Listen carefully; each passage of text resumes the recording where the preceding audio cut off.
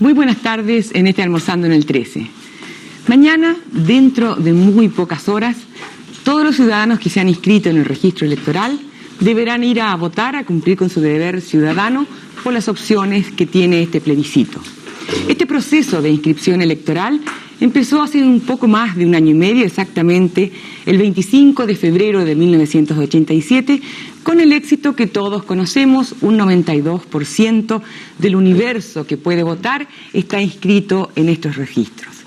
A pesar de que faltan tan pocas horas, hay todavía gente que tiene muchas dudas, que no sabe, por ejemplo, dónde le corresponde ir a votar, que tiene temor que el voto no sea secreto, que no sabe qué horarios van a tener las mesas, hasta qué hora puede votar, etcétera, etcétera, etcétera. Estos interrogantes queremos hoy aclararlos todos. Es el último día para hacerlo en este Almorzando en el 13. Junto a Cecilia Serrano vamos a conversar hoy en este Almorzando con la persona más indicada para contestar todas las dudas de ustedes. Tenemos con nosotros en este Almorzando en el 13 hoy a Juan Ignacio García, director del Servicio Electoral. Les reitero que todas las preguntas y dudas aprovechen en este Almorzando de hacerlas. Don Juan Ignacio García está aquí para contestar todas las dudas. Yo quiero agradecerle su presencia en este Almorzando con todo el trabajo que tiene y que sabemos que tiene, y preguntarle, hace pocos días usted dijo en una entrevista, dijo así: la confianza que se tenga en el sistema ayudará en su credibilidad y en su fortalecimiento como sistema, tanto para hoy como para mañana. ¿Cuáles serían esos elementos que dan confianza y credibilidad a este sistema electoral que vamos a hacer mañana? Desde luego, primero que nada, el cuerpo electoral, como usted mismo me dijo, o sea, un universo electoral adecuado, responsable, adecuado a la población chilena. Esto se ha logrado, porque tenemos una inscripción electoral cercana al 90%, como usted dijo, de 7.400.000 personas, lo que significa un avance histórico importante en nuestro sistema electoral. O sea, desde luego, ahí tenemos el primer elemento de confianza en el sistema, que participe en él la ciudadanía. Y que del momento que participa en él, por supuesto que presumo que también confía en él y va a actuar responsablemente en él. O sea, esa ciudadanía participativa y responsable es el primer elemento de un sistema electoral. El otro elemento fundamental es la publicidad del sistema. O sea, en la publicidad en el sentido de que el público tenga acceso a él a través de los medios de prensa, televisión, etcétera, que esté informado del proceso y que el acto en sí mismo también sea público, en el sentido de que el público esté presente tanto en los escrutinios como en el acto en sí mismo. Que las cédulas se conozcan, que el voto se publicite adecuadamente, etcétera. Y el tercer elemento importante que a mi juicio tiene que reunirse es la igualdad. O sea, que todo el mundo tenga acceso al sistema en igualdad de posibilidades. Todos los partidos políticos en este caso tengan una adecuada representación en todos los organismos electorales del país. Esto se ha logrado también porque tenemos grupos importantes de oposición y de gobierno que van a actuar, y partidos que apoyan el no y el sí en igualdad de condiciones, tanto en las mesas receptoras de sufragio, colegios escrutadores, juntas electorales. O sea, a mi juicio también ese concepto de igualdad está garantizado por el sistema chileno. Y por último, tal vez el último elemento importante sería la seguridad que tiene el elector de que va a votar en secreto, que su voto no va a ser conocido y que no va a haber elementos que lo intimiden o fuercen a actuar contra su voluntad. ¿Por qué va a ser secreto? Porque a pesar de que se ha insistido tanto en esto, el otro día en el Almorzando que hicimos la semana pasada, yo le decía a los invitados que todavía había un 20% de la población que decía en las encuestas que dudaba de lo secreto del voto. ¿Qué garantías da usted aquí en este Almorzando en el 13 que es absolutamente secreto? Bueno, desde luego el secreto del voto está garantizado por el propio voto, el propio papel en que se hace, un papel grueso, no transparente. Incluso podemos mostrar aquí, ¿no es cierto? Tengo un voto exactamente. ¿A qué cámara lo mostramos? Aquí. Acá, usted lo puede mostrar. Es un voto similar al que vamos a votar todos mañana. Es un papel, como ustedes ven, grueso, no transparente. Bien grueso. En que la marca del elector con lápiz no se va a observar por fuera es muy difícil y además va a ser doblado de tal manera el voto que va a impedir que se vea la preferencia del elector. O sea, el primer concepto de seguridad del elector está en el propio voto. Este voto que doblado, como hemos dicho, en esta forma, va a ser doblado de tal manera que nadie va a poder ver por quién votó la persona. Y este numerito que está aquí, Cecilia, ayer que conversamos con Cecilia, tú tenías una pregunta, Cecilia, ¿no? Claro. Bueno, ese numerito hay que cortarlo, lo corta el presidente de la mesa. O sea, el voto no está numerado. Pero no se relaciona ese número nunca más con el voto. No, en absoluto. Ya. Este voto es solamente para impedir que el voto sea cambiado dentro de la Cámara Secreta. Dentro de la Cámara Secreta. O sea, que la persona vuelva con el mismo voto que fue el que se le fue entregado a la mesa. Porque antiguamente había un sistema de fraude que la persona cambiaba el voto en la Cámara. Usted se marcaba el voto, entonces volvía con otro voto distinto. Pero ahora la persona vuelve con el mismo voto y esto lo comprueba. O sea, el presidente, junto con recibirlo, lo corta y lo pone en un sobre aparte. Ahora, usted tenía también un voto que se usó en elecciones anteriores. Sería interesante sí, que nuestro público pudiera el sistema de voto, este voto exacto, traje para consideración de ustedes. Lo vamos a demostrar acá. Traje un voto, un recuerdo histórico chileno del voto que se usó en la elección presidencial de 1970, en que está el candidato Salvador Allende, el candidato Radomiro Tomic y el candidato Jorge Alessandri. Este voto, como ustedes ven, es exactamente el formato, es exactamente igual al que vamos a usar mañana. Tiene la misma calidad de papel. La misma calidad de papel, los dobleces son iguales, así, tal cual como hemos doblado a ver si con la franja engomada y el talón ¿Y el numerado. Sistema de cortar el número del voto también se utilizó en esa elección? Igual, exactamente igual. Este talón numerado, este voto incluso no es un facsímil, sino que es un voto real, guardado por el Servicio Electoral como recuerdo histórico de la situación. Yo estaba presente en esta ocasión, así que lo puedo atestiguar. Usted ha señalado varias garantías de por qué se considera que el proceso, que el sistema que se va a implementar es absolutamente adecuado. Sin embargo, durante la inscripción de los chilenos en los registros electorales se suscitaron algunas denuncias, podríamos señalar, sobre procesos que no se consideraban correctos. Por ejemplo, la doble inscripción. Y en el último tiempo, personas que señalaban que se les había quitado su cédula de identidad, con lo cual no podrían votar. ¿Qué hizo el Servicio Electoral y cómo verificó controló que esa situación no se diera de esa manera? Bueno, desde luego la doble inscripción electoral fue permanentemente, digamos, chequeada, usando una palabra un poco castellana, a través del sistema computacional. Porque las personas que se inscribieron, como ustedes recuerdan, se inscribieron en 2 libros idénticos, en que se ponía el nombre completo de la persona, nacionalidad, fecha de nacimiento, domicilio, firma y huella dactiloscópica. Entonces, ¿por qué 2 libros idénticos? Justamente por lo que dice Cecilia. Uno de esos libros quedó en el archivo electoral local y va a estar mañana en cada mesa receptora de sufragio cuando todos votemos. Cuando todos votemos mañana vamos a tener enfrente de nosotros el mismo libro registro que se firmó al momento de inscripción. Y el otro libro, registro, va al servicio electoral justamente para incorporarlo a un sistema computacional en que se incorporan a este, todos los datos que hemos señalado. ¿Y qué irregularidades detectaron en todo el proceso? ¿Hubo muchas? Bueno, no muchas, pero una cifra significativa. Por ejemplo, de dobles inscripciones se cancelaron alrededor de 12.000. 12.000. Y que fueron denunciadas oportunamente a los tribunales de justicia porque es un delito. Además, por supuesto, se cancelaron sobre 150.000 inscripciones de personas que cambiaron su inscripción legalmente de un domicilio a otro. Este fue un caso muy visto en muchas personas, pero especialmente en el último tiempo. Personas que a última hora se decidieron a inscribirse en otro lugar. Pero eso no es ilegal, sino que simplemente es un hecho permitido por la ley de que una persona cambie su inscripción de acuerdo a su domicilio. No es obligatorio hacerlo, pero la persona tiene la opción de que cuando se cambie el domicilio pueda alterar su inscripción electoral. Esto también se depura, lo mismo que se depura con las muertes de las personas. Las muertes. ¿Cuántas personas han muerto aproximadamente de que se inscribieron hasta ahora? Como 25.000. ¿Y esas están en el registro civil? ¿Ha pasado? A nosotros, y nosotros la cancelamos en el libro registro.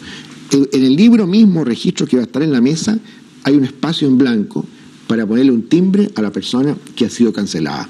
O sea, la persona que vaya a votar en esa circunstancia no va a poder hacerlo porque va a estar enfrente de su línea de inscripción un timbre de cancelación. O sea, de estos 7.400.000 votantes que son inscritos en nuestros registros electorales, ¿usted puede garantizar que son absolutamente correctos? Claro. Y que no hay ni dobles inscripciones a estas alturas, ni personas que hayan fallecido y cuya muerte no haya sido ni notificada, etcétera? Así me parece. Desde luego, ¿cuáles son las garantías además del sistema? De que este listado de 7.400.000 ha sido entregado a las personas que lo ha querido comprar.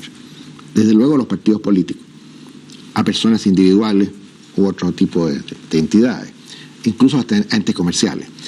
O sea, el listado ha sido chequeado, digamos, ha sido confirmado por el mismo hecho de su publicidad, de que han sido visitadas las personas en sus casas por múltiples entidades, desde luego los grupos partidarios, para confirmar sus encuestas, etcétera. Entonces, si hubiera aparecido una diferencia notoria de personas no existentes, hubieran reclamado. Evidente. Y esto ha sido. Yo quiero insistirle en una cosa. Estamos hablando desde enero que estamos entregando el listado. Yo quiero insistirle en una cosa que le dijo Cecilia. Con insistencia, estos últimos días en los medios de información, de comunicación, se ha dicho que se están quitando carné a las personas para impedirles ir a votar. Ya. ¿Ha recibido usted concretamente algún tipo de denuncia? ¿Qué tipo de atribuciones tiene usted en esto? No, yo no he recibido ninguna denuncia concreta. Ninguna. He leído lo mismo que ustedes en el diario, algunas aseveraciones de tipo, pero no he recibido ninguna. En todo caso, no sería de mi competencia, no sería un hecho policial. ¿Y qué le correspondería a la persona que se sintió afectada por esa medida? Desde luego hacer la denuncia criminal o policial, según sea el caso, y para los efectos de la ley de elecciones, justificar esta pérdida para no votar, porque la verdad es que va a encontrarse con una situación futura de que no va a poder votar precisamente por no tener carnet. Entonces, va a ser objeto de una multa que tendría que evitarse justamente haciendo constar su pérdida o extravío ahora, para no ser objeto de denuncia. A la segunda fase donde se puede pensar o interesa ver la corrección de este sistema es en el recuento y en los escrutinios de los votos. Claro. Los resultados. Son varias fases, pero esto se inicia con una primera fase que es en la mesa donde se sufragó. Claro. ¿Y por qué no nos cuenta exactamente el papel que puede jugar cualquier persona que haya ido a votar en esa mesa? Esta parte es útil explicarlo un poco más. Terminado el proceso de elección, plebiscito en este caso, la urna, es decir, después de 9 horas de transcurrido la votación, o más si fuera el caso, que pueden ser más de 9, si hay gente esperando en la cola, se abre la urna por los vocales y apoderados que están presentes, se cuentan los votos, porque tienen que contarse y coincidir el número con el número de taloncitos, justamente para que no aparezcan otros votos que los que están que se hayan metido ahí. Contamos los votos, si podemos nosotros 3 somos los vocales, para ilustrar más la cosa. Entonces empezamos a abrir los votos, porque van a estar cerrados, y los vamos colocando en montoncitos de sí, no, blancos y nulos. Por supuesto que esto con los apoderados presentes para estar seguros de que esto esté legalmente hecho. El voto sí, no, va a ser por supuesto el que tenga la preferencia marcada en la forma que hemos dicho ya, o sea, únicamente marcando la raya vertical sobre la horizontal que está sobre el sí o el no. Si una persona marca un círculo en vez de una raya, por ejemplo. Va a ser un voto objetado, pero no nulo. No, el voto nulo es únicamente, eso por favor, digámoslo bien, es el único voto nulo en nuestra legislación, es aquel que tiene las dos. ¿Y qué significa ser objetado? Se computa, pero con cierta... Se computa. Pero ¿quién decide? La mesa. La mesa, nosotros 3 decidimos si el voto va a ser... Bueno, desde luego nulo es aquel que tiene las dos, pero objetado, por ejemplo... nulo. Claro, pero objetado, por ejemplo, si nosotros 2 con Cecilia decimos que el voto con círculo es válido y que debe ser computado sin objeción, usted dice que no, yo creo que debe ser objetado. Ahí entonces queda constancia de su objeción o del apoderado X. Pero la gracia es que digamos que el voto objetado se computa a favor del sí o del no según la preferencia. O sea, se suma al sí o al no. Por ejemplo, el voto que la persona marcó una preferencia y lo firmó. Sí. Es un típico voto que va a ser objetado, pero que se tiene que escrutar a favor Pero de la opción que ella marcó. Pero va a ir en un sobre que se llaman votos objetados, porque usted dice, va a ir un sobre voto nulo, un sobre votos no objetados, que están perfectos, y un sobre votos objetados, así que ya están separados de los votos. Están separados, pero se escrutan a favor, como es, del sí o del no. O sea, de la tendencia que la persona quiso demostrar. La ley busca eso, busca la intención del votante en cuanto a manifestar una preferencia. Ahora, no, por supuesto que esto significa recomendar en este momento que la persona haga mensajes o ponga firmas o garabatos. No, ojalá que no. Que el voto, mientras más limpio sea, menos problemas va a tener. Ahora, en este caso, si hubieran dos vocales, usted y yo, que decimos no, en realidad esta persona votó tal cosa, vamos a considerarlo. Pero Carmen dice no. ¿Siempre gana la mayoría de los vocales? Pero queda constancia en el acta que alguien objetó. Claro, la mayoría queda. O sea, no puede ser el voto en minoría. La mayoría gana. Y bueno, este proceso es el escrutinio, digamos, el primer escrutinio en la mesa, que se supone que a las 6 de la tarde comienzan a darse ya los resultados, pero después pasa a una segunda etapa, que son los colegios escrutadores. Ya, sí, por supuesto, claro. Los colegios escrutadores se reúnen al día siguiente del plebiscito y se juntan en un lugar determinado previamente con los presidentes de las mesas receptoras. Los presidentes de las mesas receptoras se reúnen ese día, no todos, por supuesto, porque cada colegio solamente puede tener 200 mesas, hasta 200. Y ahí eligen entre ellos los miembros del colegio, que pueden ser 6, que son 6, y un secretario. Y ese colegio va a revisar solamente las actas de las mesas, que el presidente ha llevado en su bolsillo o en su cartera, si nada más, a la reunión. No, Juan Ignacio, pero previamente en el día anterior, en lo que señalaba Carmen, digamos, en lo que va a pasar mañana. Claro. ¿A qué hora nosotros vamos a empezar a tener resultados? Nos perdimos un poco en esa línea, claro. Decía yo que se ponían se analizaban estos votos, y inmediatamente de analizado, hecho el escrutinio, digamos, apoyado por ya definitivo, hacemos una minuta con los resultados. No un acta, una minuta. Minuta que va a ser solamente sí, no, blancos, nulos. ¿Qué significa minuta a diferencia de acta? Minuta es un acto, un documento pequeño que solamente dice lo que acabo de señalar. Perfecto. Sí, no, blancos, nulos. Y esa minuta va a ser colocada en un lugar visible de la mesa, ya sea en la propia urna, en la pared de atrás, etcétera. Y esa minuta va a ser justamente la que va a significar que el público presente vea el resultado de la mesa y esté al tanto de lo que ha pasado en nuestra mesa. ¿Cualquier persona se puede quedar todo el día viendo, por ejemplo, los resultados? Por supuesto. Nadie le puede decir que se vaya. Claro. Evidentemente que hay un problema ahí de espacio. Pero podría darse el caso que una persona con bastante ociosidad y con mucho espacio podría quedar todo el día. Pero es posible. Ahora, lo que importa es que esta minuta, además de la que hemos puesto en la pared del frente, otra minuta va al delegado de la Junta que está en cada local.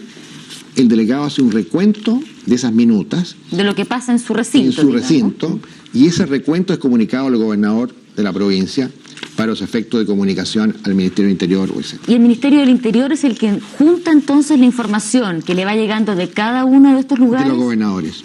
Claro, y ese es el resultado que el Ministerio va a ir dando a partir de las 6 de la tarde. Exactamente. Y que se espera que a medianoche aproximadamente se sepa el final de la votación. Sin perjuicio de que otros entes hagan cómputo. ¿Cómo se va a hacer en el plebiscito? Pero además, queremos empezar con las preguntas del público. Están llegando muchas consultas, pero para dar toda esta confianza que no va a haber fraude, que un plebiscito transparente y limpio, además hay otra tercera alternativa del colegio escrutador, ¿verdad? Que comienza a funcionar al día siguiente. Pero después del colegio escrutador, una tercera instancia, que es el calificador de elecciones, que funciona y sesiona el 15 de octubre. 10 días después, y que resuelve todos los reclamos electorales que se hayan formulado en el país. ¿Quién hace esos reclamos? Cualquier persona. Usted, yo, ella, cualquier persona puede hacer un reclamo electoral, por supuesto que es debidamente fundamentado. ¿A quién reclama? Al juzgado del crimen respectivo. El juzgado del crimen respectivo analiza el reclamo, recibe las pruebas, no falla, no resuelve, sino que le manda el expediente al Tribunal Calificador de Elecciones, que es en definitiva el que ve todos los reclamos de todo el país. ¿Y qué tipo de reclamos son los que se pueden presentar? Por ejemplo, lo que vamos a ver aquí, que una persona, nosotros dijimos que el voto era objetado, y resultó que que alguien diga que no, que debe ser anulado. O sea, es una apreciación distinta. Perfecto. O que anulamos un voto en circunstancias que debió ser objetado solamente. O que era válido, ¿se fija usted? Perfecto. El típico problema es el reclamo de un voto muchas veces, por mesa. Bueno, el pero voto anulado.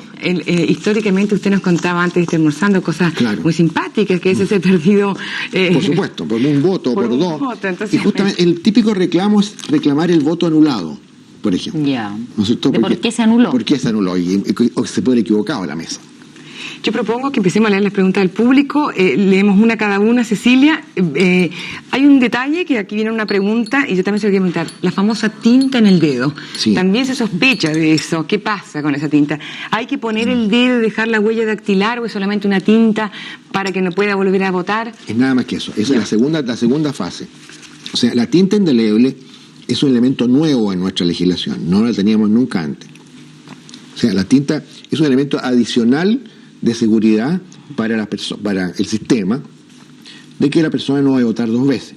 La tinta indeleble es una tinta bastante apropiada, fabricada en Chile, y que permanece en el pulgar de la persona por un largo tiempo, especialmente si se le entinta completamente el dedo, en todo el entorno, digamos, específicamente la uña. Que la uña es la parte más complicada, como ustedes saben muy bien, de sacar material de ahí. La piel humana es una piel muy sensible, muy resistente a las tintas, y la verdad es que es difícil encontrar una tinta que resista mucho tiempo en la piel humana. Pero hemos logrado hacer algo realmente y que está bastante probado, y esperemos que esto resulte. Pero la persona no pone su huella en ningún papel. No, en ninguna parte, solamente para al final del acto, después que terminó todo, es decir, la persona votó, depositó este voto en la urna, vuelve a la mesa y en ese momento, después de votar, le entintan el dedo pulgar en este tampón. Le entintan el dedo, pero no tiene que poner su dedo en ningún papel. No, en ninguna parte, no. Se va con su dedo manchado a la casa. ¿A qué hora sabremos el resultado del plebiscito? Pregunta Mariela Pastorino. Bueno, es que este resultado, como hemos visto aquí, va a variar un poco. ¿En qué sentido? En que en Chile las mesas no funcionan todas a la misma vez.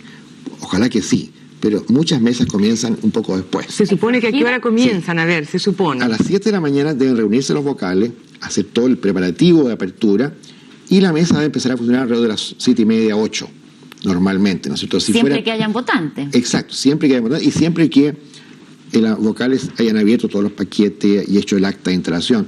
Puede ser que si llegaron cabalmente a las 7. Supone que a las 8 va a estar ya más o menos todo. Ahí tenemos 9 horas consecutivas de funcionamiento hasta las 5. Y después, si no hubiera votantes, cierran. Y ahí tendrían, yo le calculo, 1 hora para hacer todo el operativo de escrutinio. Alrededor de 18 horas empezarían las mesas más activas. Excepto en algunos lugares del país que por escasez de votantes o por lugares muy pequeños pueden terminar antes. Tiene todo el derecho a la mesa si terminaron de votar la gente que... Si votaron todos los que están en la mesa puede cerrar antes. Ahora, de acuerdo a la tradición chilena, ¿tiende a demorarse el votante chileno en ir a emitir su sufragio? No, yo creo que la tradición chilena es todo lo contrario, que la gente se apresura a votar y después viene en su casa, ¿qué está pasando? A la copucha, todo. No, todas recomendaciones son votar temprano, pero... Todas. A lo mejor eso va a provocar una aglomeración. Va a provocar que a las 8 esté todos votando y quede unas colas tremendas. Pero en todo caso es una situación que va a depender de cada persona. Temprano puede ser toda la mañana, mediodía, después del almuerzo. Sí, hagamos una apreciación personal, yo creo. La gente va a tener molestias para votar. O sea, no anticipemos ahora que van a ser muy largas, pero no creo que nadie pueda votar muy rápidamente. Dado el volumen de inscritos, el volumen de personas que van a participar en el plebiscito y la abstención muy baja que se estima, vamos a tener largas esperas para mucha gente. Entonces, la movilización para llegar a los lugares a emitir esos hasta el momento yo entiendo que la movilización funciona como día normal de trabajo, ¿no es cierto? Incluso usted tuvo la preocupación de que averiguáramos el horario del metro, y esto es una información muy útil. El metro va a funcionar mañana desde las 6:30 de la mañana hasta las 22:30 de la noche como en horario normal de trabajo, aunque sea día feriado. Que esto facilita mucho la llegada de la gente. ¿Qué pasa si la persona marca con otro lápiz el voto? Una pregunta de nuestra... Es un voto marcado. O sea, vamos a poder objetarlo. Objetado. ¿Se puede objetar? Se puede objetar. ¿Y por qué? Porque no está hecho de forma dicha por la ley. La ley dice que debe ser con el lápiz grafito entregado por la mesa, únicamente. ¿Pero eso tiene alguna consideración? Claro, porque es una marca. La marca tiene una trampa. ¿En qué sentido? Si la marca se repite mucho, puede ser una forma de control. Por ejemplo, imaginemos un caso absurdo. En esta mesa nuestra pueden haber 4 personas que marcaron el voto con otro lápiz. Uh-huh. Eso puede haber un sistema de control, ¿se explica usted? O cohecho, disimulado. Y a esas 4 personas que están en el secreto van a ser pagadas o controladas por alguien. O sea, es una fuente de inseguridad para el votante emplear otro lápiz. Otro lápiz. Y además, claro, justamente, y además ensucia... hace menos transparente el sistema. Porque la marca no es tanto la importancia de la marca específica, sino en la cantidad de marcas que haya, porque puede ser una forma de control. Acá vienen muchas consultas de gente que todavía no sabe dónde tiene que ir a votar. Le leo rápidamente, no me pusieron el número de la mesa, ¿dónde puedo consultar ahora? ¿Dónde puedo informar el lugar que yo voto? No tengo idea. ¿Qué significa, dicen los listados de vocales y lugares de votación que se publican en los diarios, que hay veces que se menciona que determinados números no existen? Uh-huh. Todos vienen a la misma... a lo mismo. Hay mucha gente que todavía no sabe dónde votar y qué tiene que hacer ahora para averiguarlo. Claro. No, es muy simple.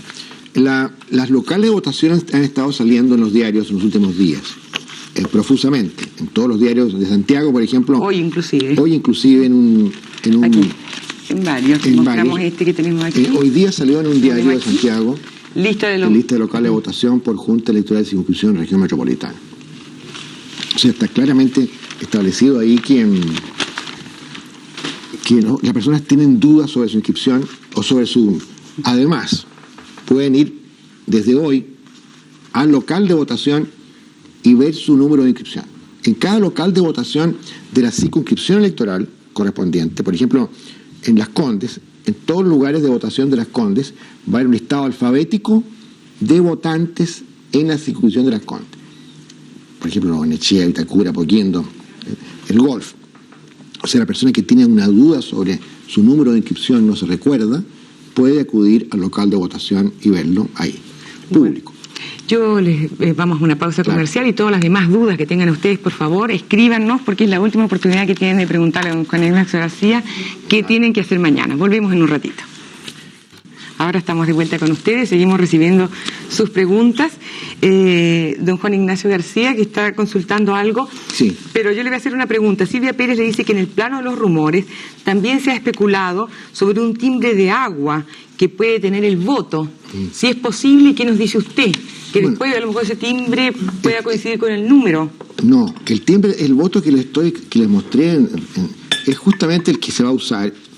Y tiene efectivamente un timbre de agua, pero un timbre de agua invisible, que es un timbre de agua común y corriente de papeles.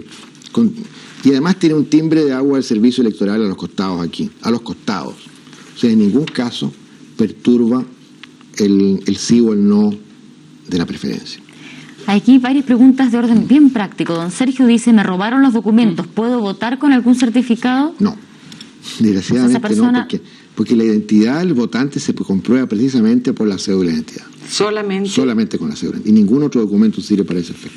Después Jaime dice, si una persona se inscribió en Punta Arenas y está en Santiago, ¿qué hace? ¿Cómo lo hace si no puede viajar? Ya, si no puede viajar, acaba de emitir Carabineros un comunicado de que como servicio a la comunidad, las personas que se encuentren en un lugar distinto o muy lejos de su lugar de votación pueden dejar constancia en Carabineros. Pueden dejar constancia. Ahora, si la persona también puede probar su permanencia en Santiago por otros medios, también lo puede hacer. Pero no puede votar. No puede votar. Eso sí. No Eso puede para votar. que no se le cobre después la multa. por pero no no va a poder votar por encontrarse. Pero no puede votar. Pero está excusado, en este caso concreto, el caso de Punta Arenas está excusado legalmente, porque la excusa legal es encontrarse a más de 300 kilómetros de Santiago. En este caso, del lugar donde vive, de votación. Digamos, del lugar de votación. Entonces, en ese caso no va a tener ninguna dificultad la persona. El mayor temor que puede tener la gente es que de alguna manera se sepa su preferencia, siguen insistiendo. Ya. ¿Qué le puede decir usted nuevamente a esa gente? Desde luego, lo que yo hemos dicho es que el voto es un voto personal, individual, que se va a cerrar de una manera determinada para impedir que se note la preferencia. Y además que, como se ha señalado tanto en la propaganda, cuando la persona deposita el voto en la urna, lo hace en igualdad absoluta de condiciones con todo el resto de los votantes. O sea, ese voto de esa persona específica va a ser depositado en la urna y se va a mezclar dentro de la urna con otros 300 votos iguales. ¿Se van a revolver los votos dentro de la urna antes de abrirla? No. Perdón, Se revuelve solo, claro. Pero la verdad es que no. No, se lo pregunto por lo siguiente, porque la persona que primero votó, es obvio que su voto va a ser el último que esté en el fondo de la urna. Es una buena medida de consejo, pero no está dicho en la ley eso. Es una buena medida de consejo. Que se revolvieran, como los concursos. Claro. Pero no está mal la idea, digamos. ¿Quién se queda con el número ese del voto, ese numerito que se corta? Ese talón queda en un sobre especial, como usted muy bien dijo, de talones y de votos inutilizados. Un sobre especial que queda sellado, lacrado y que viene con todo el resto de los útiles después al servicio electoral. Luz Marina, ¿todavía tiene la duda de saber si no es posible saber a través de ese número quién es la persona que votó? Imposible, porque, como les vuelvo a repetir, ese voto entró a la urna sin el número. Eso es lo que hay que ser claro, digamos. El voto entró a la urna sin este número. Lo voy a sacar aquí para que... O sea, este talón no quedó aparte y el voto entró a la urna sin el talón. ¿Cómo se puede saber entonces? Esa es algo físico ya, una explicación imposible que se conozca. ¿Se puede controlar el registro electoral en la parte de inscripción? Digamos que una persona posea varios carnés y se puede inscribir varias veces con distintos nombres. Desde luego, como le dije yo, que la computación nuestra impide que una persona se inscriba 2 veces. Ahora, la pregunta es si con doble carné... Claro, que tenga diferentes nombres en distintos carnés. Eso ya sería competencia del registro civil explicarlo, pero en todo caso, hasta donde nosotros sabemos, el registro civil ha calificado este proceso como absolutamente cierto y ha negado cualquier posibilidad de hacerlo, desde el momento que la nueva cédula de identidad es técnicamente un documento de alta sensibilidad de identificación y todos los casos que se han presentado al registro civil como de posibles dudas en esta materia han sido clarificados por el Servicio de Registro Civil. O sea, en cuanto a ese aspecto, aunque no me corresponde a mí contestarlo, creo que está bastante satisfactoria la situación. Aurora dice lo siguiente: yo tengo el mal de Parkinson y mi mano tiembla. ¿Qué alternativa tengo de que alguien me pueda ayudar en mi votación? No, la persona impedida o de alguna manera enferma tiene facilidades para votar por desde luego fuera de la Cámara. O sea, la persona que va, por ejemplo, en silla de ruedas o con una pierna enyesada puede quedarse fuera de la Cámara y votar fuera con algún secreto, ayudándole a la mesa a que vote en secreto, pero no es necesariamente obligatorio que entre a la Cámara en esos casos. En el caso de los ciegos, usted tenía también una papeleta que mostraba, no sé dónde la tiene. Aquí la tengo. ¿Pueden entrar acompañados los ciegos? No, porque el ciego tiene un sistema de votación tan especial en Chile que justamente hace que el ciego pueda entrar a la Cámara solo, porque al ciego se le va a entregar una plantilla plástica, en que se inserta el voto de esta manera. No sé si me va a resultar, a ver. Pero se inserta porque este voto está un poquito ya arrugado. Sí, me imagino que se lo da ya el presidente de la mesa. Y se inserta así, se fija usted, entonces el no vidente recibe este voto inserto con la plantilla y la plantilla tiene... El sistema de braille.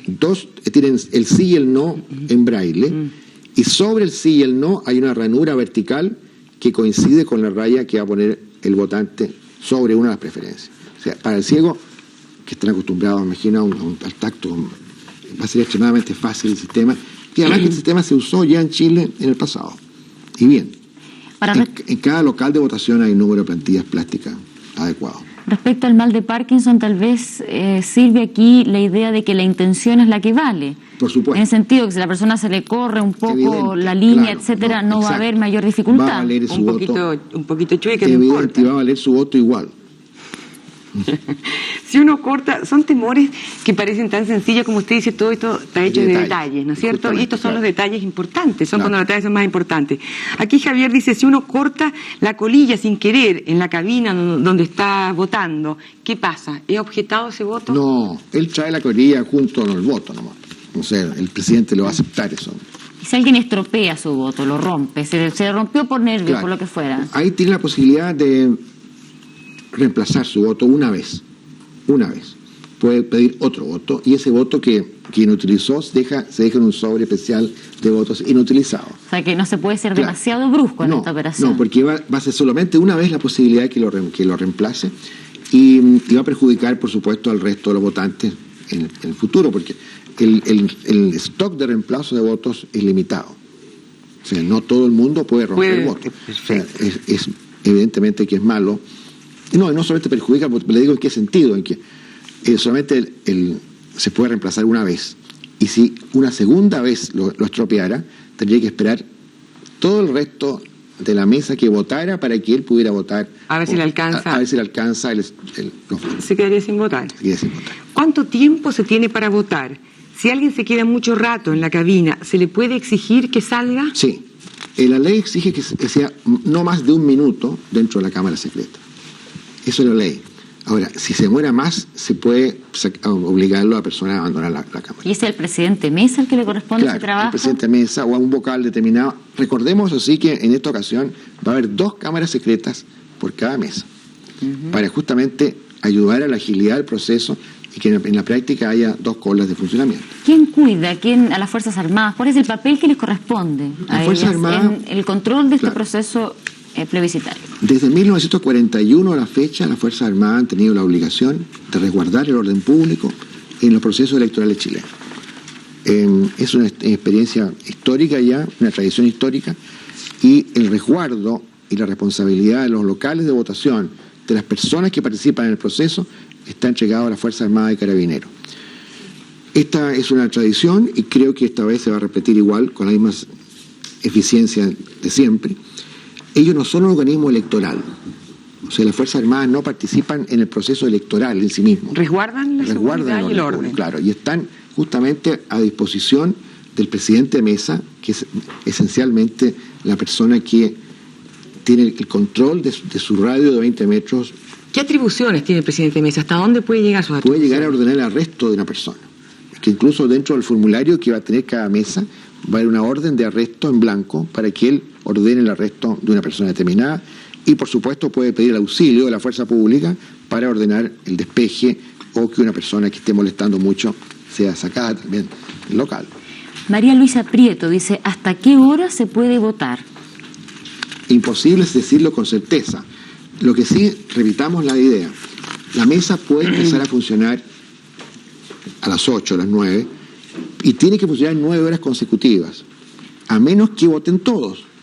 En ese caso la mesa podría terminar antes. O sea, no le podríamos decir a María Luisa exactamente la hora de término, pero yo calculo que la prudencia indica que después de las 5 o 6 de la tarde ya hay muchas posibilidades que la mesa haya terminado. Pero hay incluso una hora tope, eso sí. Las 12 de la noche. Las 12 de la noche. Después de esa hora, aunque falten 100 personas por votar en la mesa, se cierra. Y por una razón muy sencilla, porque el día 6 ya no es el día del plebiscito. ¿Por qué opción, dice, se cargarán los votos en blanco? Pregunta Pamela. A ninguna opción. Se escrutan como blancos y en definitiva no se computan ni al sí ni al no. Como tampoco los nulos. Claro, son nulos. ¿Una persona con encargatoria de reo puede votar? Depende de la pena aflictiva, de la pena que tenga esa encargatoria de reo, ¿no es cierto? Si la persona está encargada de reo por un delito y que merezca pena aflictiva, podría verse expuesta a no votar, aun cuando tendría que certificarse, por supuesto, que se halla actualmente en ese estado. Adriana Gavilán dice que pueden hacer las personas accidentadas para votar. Como repetía yo, la persona que tiene impedimento físico o un accidentado puede votar fuera de la Cámara Secreta, siempre que los vocales le den una atención especial y vote efectivamente en secreto, que no vote en público ahí, ¿no es cierto? Pero puede votar sin ningún inconveniente. Por supuesto que dentro de tiene que ir a votar a la mesa. No hay ningún sistema en Chile que permita votar en hospitales o fuera del local de votación. Don Juan Ignacio, aquí hay muchas personas que dicen si la gente muy anciana tiene que votar por obligación y hasta qué edad se tiene derecho a votar. No hay límite de edad para votar. Incluso les puedo contar como anécdota que hay en Vilcún hay una persona inscrita con 109 años de edad. Y puede ir a votar perfectamente. Quiere votar. Pero está exenta, si no puede, digamos. No, por supuesto. ¿Hasta qué edad hay obligación? No hay límite de edad. está la persona obligada. La persona que se inscribe está obligada a votar. Aunque tenga 100 años. Puede justificar después un proceso por enfermedad, ¿no es cierto?, para no votar, pero si se inscribió, debiera votar.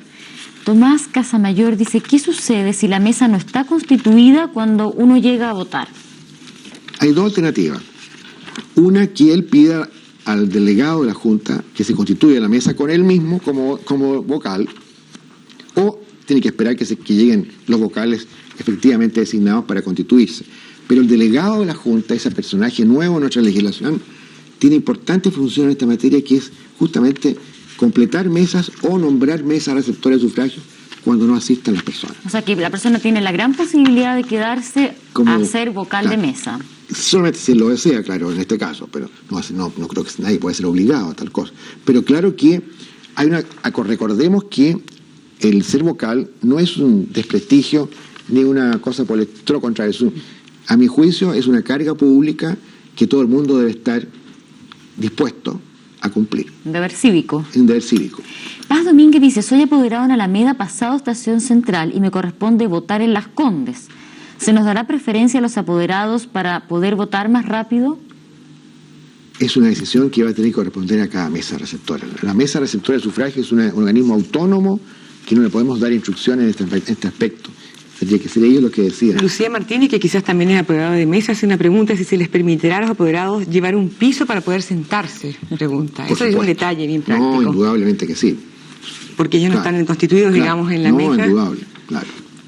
Ricardo dice que se le perdió el carnet nuevo, pero que tiene la antigua cédula de identidad. ¿Puede votar con eso? No le sirve. Porque es una razón legal. Porque la nueva cédula se llama Cédula Nacional de Identidad. Es un documento distinto al anterior que se llamaba solamente carnet de identidad. Es otro documento. Jorge Morgan dice, insiste otra vez, ¿por cuáles razones se objeta un voto y por cuáles se anula? Ya, insistamos en ese punto, yo creo. El voto nulo, dijimos que era únicamente aquel que tiene las dos preferencias. La persona que marcó las dos preferencias. El sí y el no. O sea, no el sí, no, sino que la raya sobre el sí y la raya sobre el no. Esa persona indudablemente que anuló su voto, sin duda alguna, la ley lo señala de forma expresa. Esa es la diferencia. Todo otro voto en otras características es un voto objetado. Manchas en el voto. O cualquier otro sistema de la preferencia, como explicamos aquí, marcada de otra manera, con un círculo, con una X. Por ejemplo, la gente que está acostumbrada a jugar la polla gol, ¿no es cierto?, puede equivocarse y poner la X. Pero eso no lo recomendamos, pero puede pasar.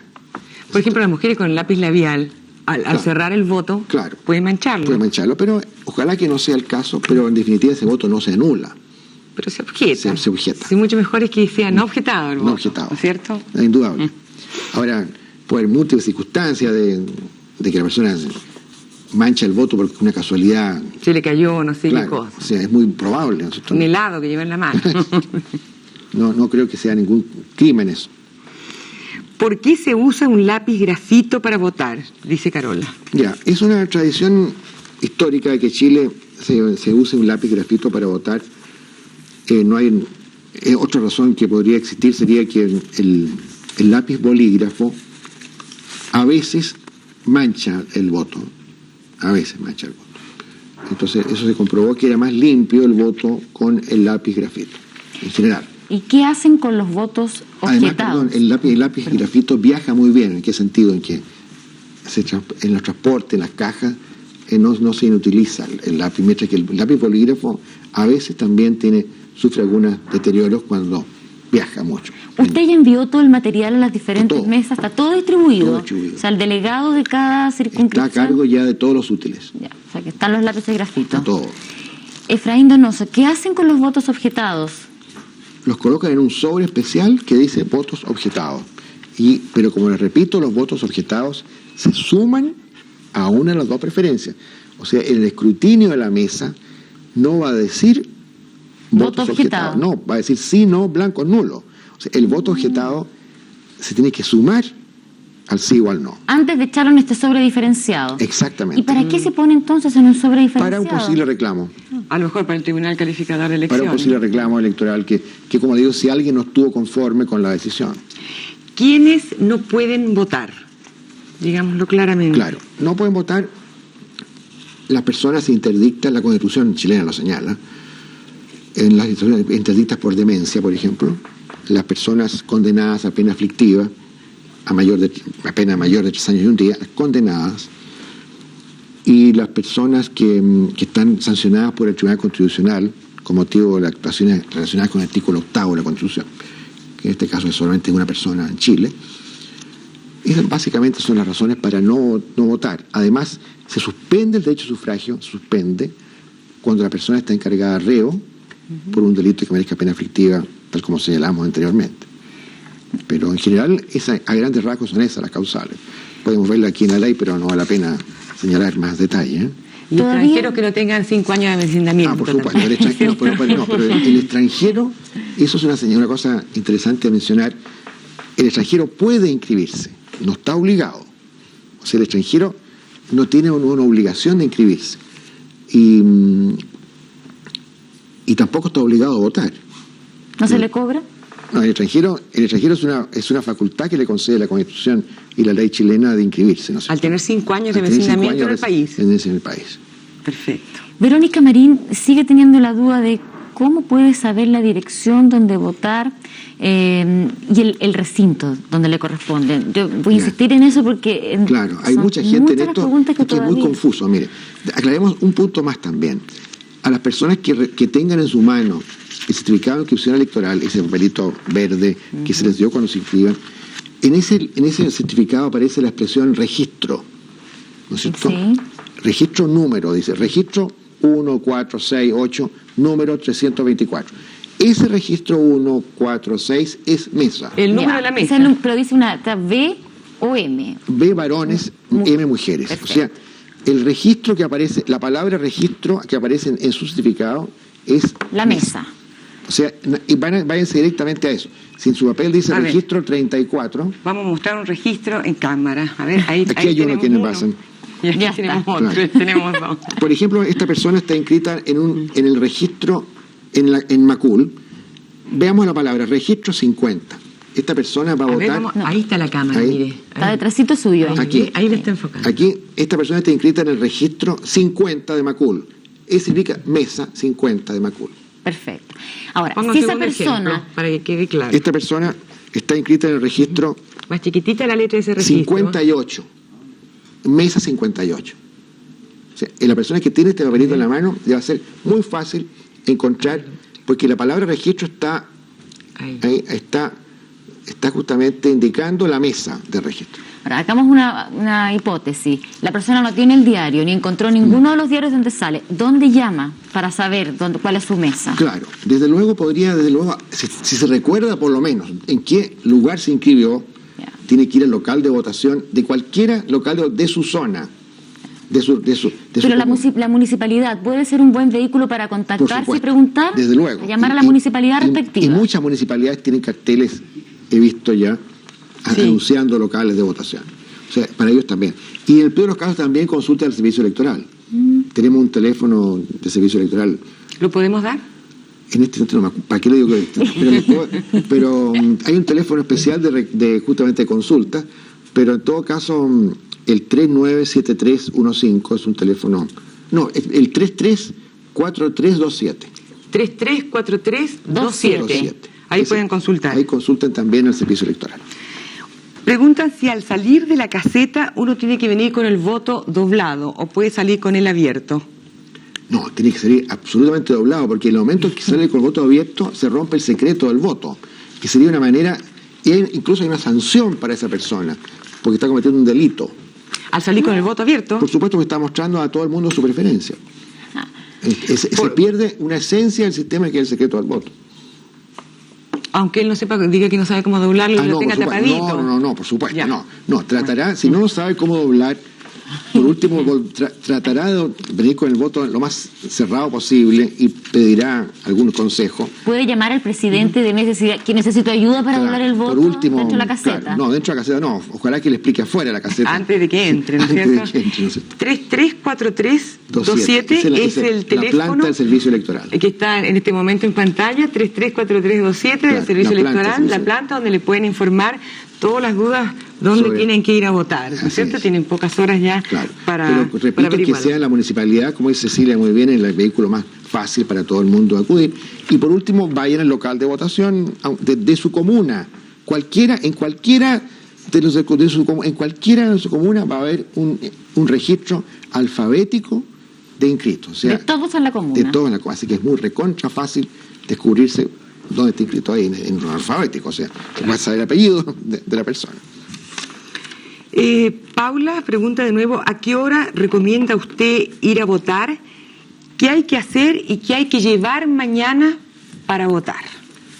Ya, esa es una pregunta de índole personal, ¿no es cierto? Totalmente, porque yo no podría recomendar horas de votación. Yo creo que en general todo el mundo ha estado diciendo que se vote temprano, pero a su vez puede ser contraproducente decir que todo el mundo vaya temprano porque vamos a tener una aglomeración increíble el día.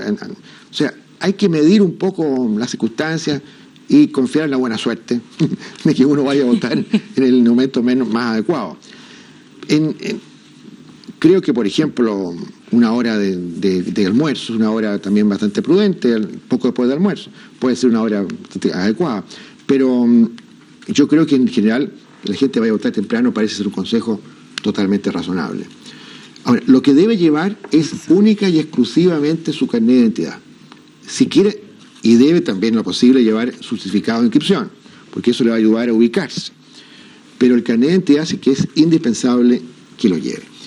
Además, puede llevar algún tipo de, como dicen algo en los consejos prácticos, que lleve ropa liviana, zapatos cómodos, porque va a estar un buen rato de pie, probablemente. Un sándwich, si es la hora de almuerzo. Si es vocal, claro, van a tener que llevar... Aquí preguntaba, fíjese, una vocal, si va a haber colación para los vocales, no, preguntaba. A menos algunos partidos políticos en el pasado se rajaban, digamos, con alguna comida. Sí, cada vocal que lleve... Su cocaví. Y en bolsa de plástico, como dicen también, para que no aparezca una bolsa misteriosa. Juan Ignacio, ¿cuál es su tarea concreta mañana?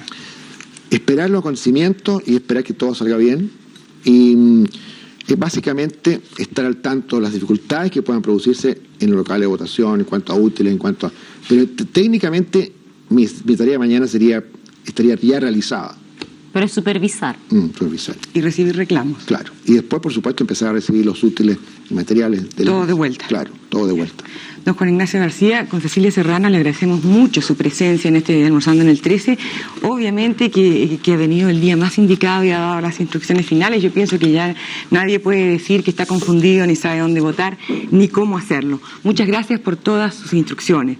Nosotros mañana aquí en Canal 13 vamos a estar todo el día con ustedes transmitiendo desde muy temprano, desde un poco antes de las 7 de la mañana, y el canal tiene una programación especial que se llama justamente Plebiscito 88, que durará todo el día. Y dentro del contexto de ese programa va a ir este programa Almorzando en el 13, y por razones de este día tan especial, el horario del almorzando va a ser un poquito más tarde, alrededor de las 2:15 de la tarde. La conductora del Almorzando mañana es Gloria Stanley, y Gloria va a conversar con Alberto Cardemil, subsecretario del Interior, y el otro invitado de Gloria va a ser Lucía Santa Cruz, profesora de Historia, y Roberto Pulido, director de la revista ¿Qué pasa? Mañana nos encontramos todos aquí. Hasta mañana. Tarde. Y luego les invitamos a ver Selva de Cemento.